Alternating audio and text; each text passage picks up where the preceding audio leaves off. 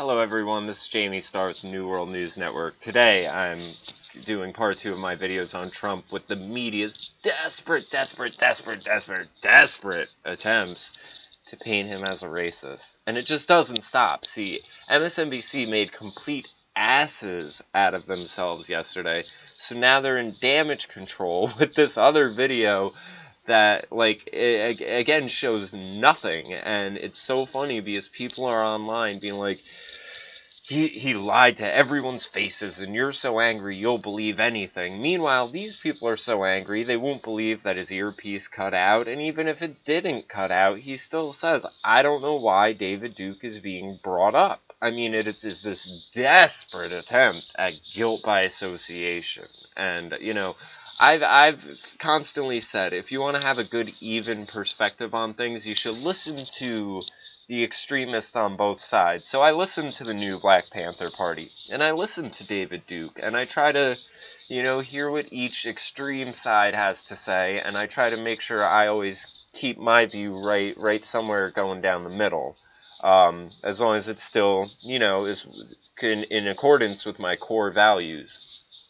And David Duke brings up a good point at times where, you know, he'll say he hasn't been in the Klan for decades. When he was in the Klan, he never advocated violence. It's a decentralized group, so again, weak people will flock to these groups to do things that they are too weak to do on their own.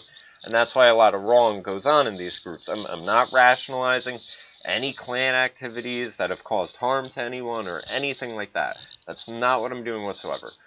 But there's a point where you see the media constantly saying, David Duke Klan, David Duke white supremacist, David Duke Klan. And when you have someone like Nelson Mandela, who is a former Communist Party member, and communism has killed millions of people, they never say, former communist Nelson Mandela. That goes right down the memory hole. Obama was good friends with the Weather Underground. He was buddy-buddy with terrorists that were bombing police stations. You never hear that brought up in terms of Obama, because they know this guilt by association bit that they try to run with. So they'll excuse it for others and then OD on it for the people they aren't cool with. So, our first clip, MSNBC getting egg on their face.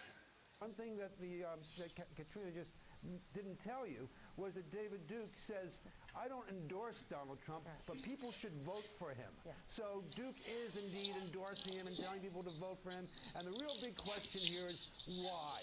If you're Donald Trump, why would a KKK white supremacist guy want people to vote for you? That's the question that Donald Trump needs to be asked. Well, the question is also being asked, and a lot of attention has been placed on his candidacy, Donald Trump, in the media. Now you have reports saying, listen, what about his supporters? What are we learning about his supporters, the new people truly that he is? Again, all guilt by association. If there's one crazy guy in the batch, they want to focus on that one and try to say that it represents all of them. They don't care about issues.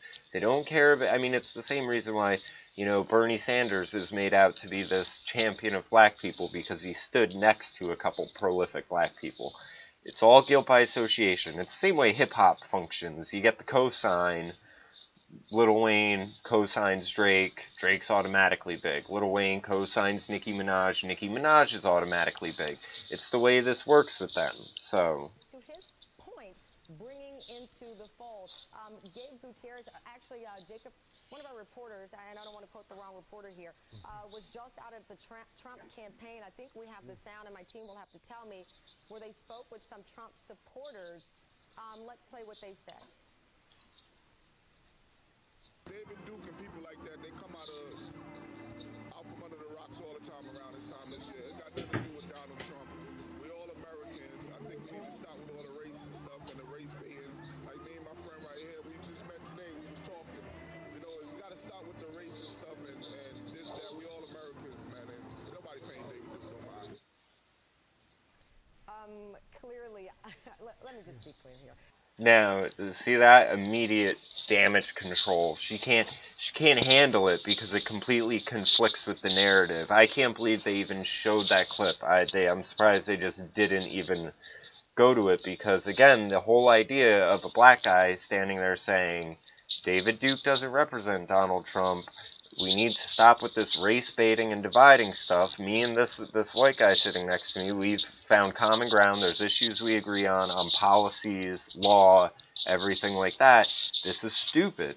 So, I mean, basically, MSNBC just got egg on their face, and now you're going to see them try to double down and basically tell you that that black guy doesn't count as a black guy because he doesn't fall in line with the plantation mindset. So, obviously, the majority of Donald Trump supporters are not African American. I don't know. Actually, if you look at the numbers, he is leading amongst a lot of African Americans in places, and even Hispanics in most regards, because Hispanics left Mexico for a reason, and they don't want America to turn into Mexico. How many African Americans were in that building? But that is one person that we have chosen to cut that sound from, David. Well, yeah, but listen, Donald Trump has been bashing undocumented immigrants. See, they have to say undocumented immigrants. They can't say illegal immigrants because then that implies you could automatically take issue with the legalities of the situation. The fact that there's a set of rules for one people and not for others. That's it. That's an obvious thing to take issue with, and he'll even admit that there's stuff worth taking issue with. From the very get-go, he's called for a ban on Muslims. He is... Not all Muslims, just Syrian refugees, people coming from war-torn countries where there is a overt hatred of America. Riling up all forms of bigotry and hatred and, preying on people's frustration and anger, some of it justified. Who are the ones pushing bigotry and hatred? I mean, these guys just dismissed the black guy and his opinion, and then they hate Trump. Now, I think there's a much larger picture here going on with Trump. I'm going to do another video analyzing that. On some level, I think it could all be a setup where he's going to come in, possibly win, and then something bad will happen, a terrorist attack or the dollar will collapse, and then Obama will enact executive orders and stay in office, and it's going to be those two head-to-head, and that's when you'll see shit hit the fan and erupt in the streets, because half of the people will agree with Obama illegally becoming a dictator, and they're so riled up that Trump could only mean racism that they're going to then attack anyone who supports actual law and order. Again, this is where the agenda against the cops will factor into this. So it very easily could bring out the helter-skelter race war that, people have been saying the media has been pushing for so long. One of the things I was going to say, though, my point, I look at the media, the Democrats, the GOP, Great Britain, China, Mexico, and all these places that I identify as being problematic for Americans and the policies as having issue with Trump, and I very easily side with him as a enemy of my enemy is my friend type mindset. But besides that, he's brought up the Bush-Saudi connection on 9/11.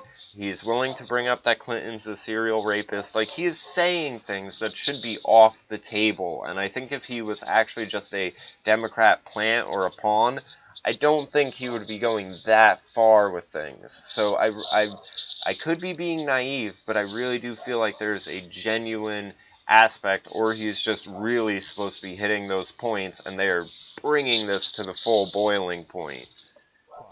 And that's the essence of his campaign.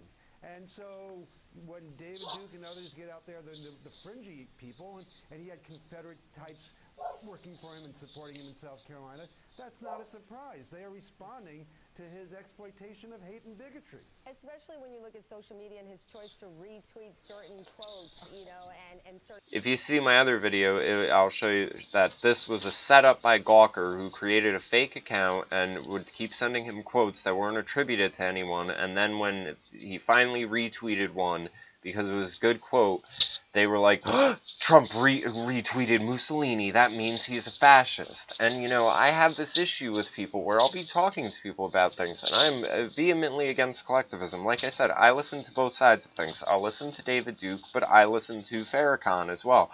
And Farrakhan's a genius. Half the things he advocates for the black communities to do would be amazing ideas for every community to do. But people will take issue with me when they see me quoting Farrakhan, and it's like, listen, he may say some things I don't agree with, but he says a lot that I do agree with, and because I'm white, I'm not able to appreciate that. Like, I mean, that's the the full-on essence of racism, where you try to tell someone because of their skin color, they cannot agree with the words of a prolific black man. And it's so silly. So, anyway. The conversation can go on and on.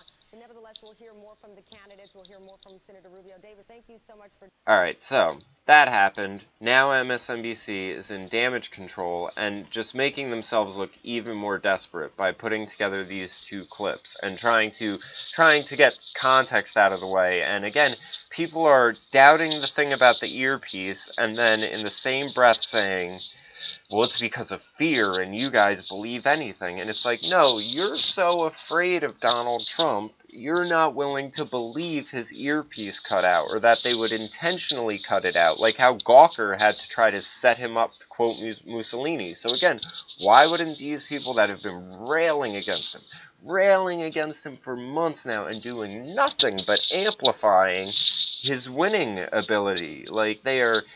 Because if you see the other video I'm about to upload, they just came out and said glaciers were sexist. Like, if you say racist, sexist, bigot, whatever, chances are people are just going to look at you and be like, man, you're an idiot. Who are you calling that? They're probably right. And it's really bad that it's gotten that far, that, you know, these terms that used to hold an important amount of weight are now terms of basically legitimacy and sanity.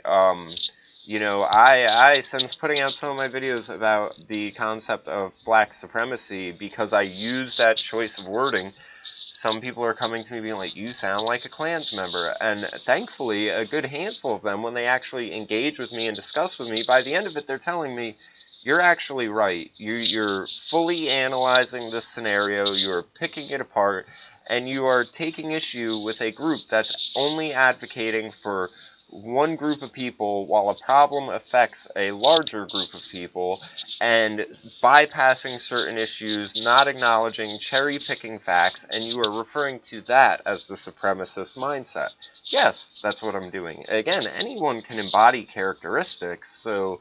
you're the racist in believing that people can't. It's very backwards the way things are working. So, MSNBC, here's another serving of egg on your face.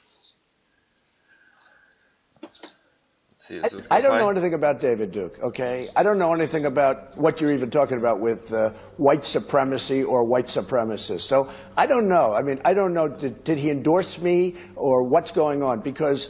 you know, I know nothing about David Duke. I know nothing about white supremacists. See now, and they're trying to completely obscure context. Donald Trump is saying, I don't know about David Duke, I don't know about white supremacy. He means in terms of himself. He doesn't mean in general. Like, he's smarter than 97% of the world. I find it hard to believe he doesn't understand a concept as simple as white supremacy, but what he doesn't understand is why you're asking him about it. Why these are being brought to him as if he has some sort of involvement. Yes, one guy said he would vote for Donald Trump over the border. I mean, that's all this really is, and they are trying to conflate it. Now, here's their gotcha moment, and it's so funny because he denounces him. What do you see as the biggest problem with the Reform Party right now? Well, you've got David Duke just joined, a bigot, a racist, a problem. I mean, this is not exactly the people you want in your party. So, I mean, it's not like Trump came out and said, oh, David Duke's a great guy. I hang out with him all the time. He comes by to the golf course. And that's another thing. Donald Trump, I work at a driving range. Let me tell you, there's a handful of old racist guys that come by and they make stupid remarks, and all I do is just look at them and think how ignorant you are. You are, because of your prejudices, you are depriving yourselves of the company of really great people. But you're just an old man who's stuck in your ways, and it's only a loss for you. Trump, though, while most golf courses don't allow blacks and minorities on the courses, he does. So his actions show that he is not discriminatory against anyone. So, here's this other article that came out. Donald Trump's KKK connections go back to Dad's Fred's arrest at Klan riot in 1927. And you know, if they didn't say the truth in the article, he could sue the shit out of them for a headline like this, because the moment you get into it, it says Trump's late father Fred was arrested following a KKK riot in Queens, according to bombshell reports, suggests unusual ties between the 2016 frontrunner and notorious white supremacist group. Yeah, unusual ties, like none, and you guys are trying to make it appear like some. Fred Trump Sr. was among 7 men arrested May 30th at the brawl between KKK and NYPD, according to the Washington Post. The elder Trump's role in the brawl was unclear. The Post also reported there is no proof that he was ever a member of the KKK. The fight broke out in Queens, occurred after 1,000 KKK members dressed in white hoods and robes marched through the Jamaican neighborhood. Trump, who was born in the Bronx, German immigrants who have been 21 at the time. He was later wealthy real estate in 1999. The purpose of the march that day was to rally native-born Protestant Americans who felt targeted by Roman Catholic police of New York City. You know who else feels like they're targeted by the police of New York City? Black people. Black Lives Matter. And that's a very ironic part about all of this, is that the enemy of the Klan in this scenario is the enemy of the black civil rights advocates. So you really think maybe they could like come together and accomplish some shit, but they're both so stuck in their divided racial mindset that there's probably not a chance of it. But it's very ironic, you know, again, enemy of my enemy could be my friend. Let's see. You know, there's a quote about it. When asked for comment Sunday around the details, the spokesperson of Trump sent a link to a story from September in which the Republican mogul ardently rejected the report. And then it just says that, you know, the address of the father matched there, and, you know, David Duke came out and supported him. And, you know, this is all fun and dandy because it's, you know, again, this very loose guilt by association thing. And here's what I don't understand. Why is no one talking about Hillary remembering a Klan member, Robert Byrd, as a friend and mentor? And there's other pictures where it looks like they're just flat out kissing. And it even says, Senator Robert Byrd endorsed Barack Obama. So no one wants to talk about that. You can have Klan members, and Hillary's linked with the KKK. Here's another article about it, according to the Southern Poverty Law Center, which tracks hate groups like the UDC, which is the United Daughters of the Confederacy, neo-Confederative groups, which is affiliated with white supremacist groups, Council of Conservative Citizens, and the League of the South. So the links between the Democrats and the Klans go back hundreds of years. And no one's talking about that. Instead, they're trying to create a link between Trump and David Duke and the KKK. But you can see, here's even CNN. Senator Byrd, the longest-serving senator in American history, announced Monday he's endorsing Barack Obama. And then it goes in here. The endorsement is not without symbolism. Byrd was the leader of the local chapter of the KKK as a young man and was, along with several Southern Democrats and opponents of the Civil Rights Act. He has since denounced his previous views on racial segregation. See, Byrd, you know, denouncing it, that counts. Duke denouncing it doesn't count. Because it all depends who's in control and what side of the party line you're on. But another thing is, you know, Obama didn't attend Justice Scalia's funeral. Pops jokes about it left and right, showing you his moral lacking of character, or his lacking of moral character. But he did go to Byrd's funeral. So Obama goes to Klan member funerals, but doesn't go to Supreme Court justices. So again, there's a overt hypocrisy in all of it, and they are desperate, so desperate to try to take down Trump, and it's not working.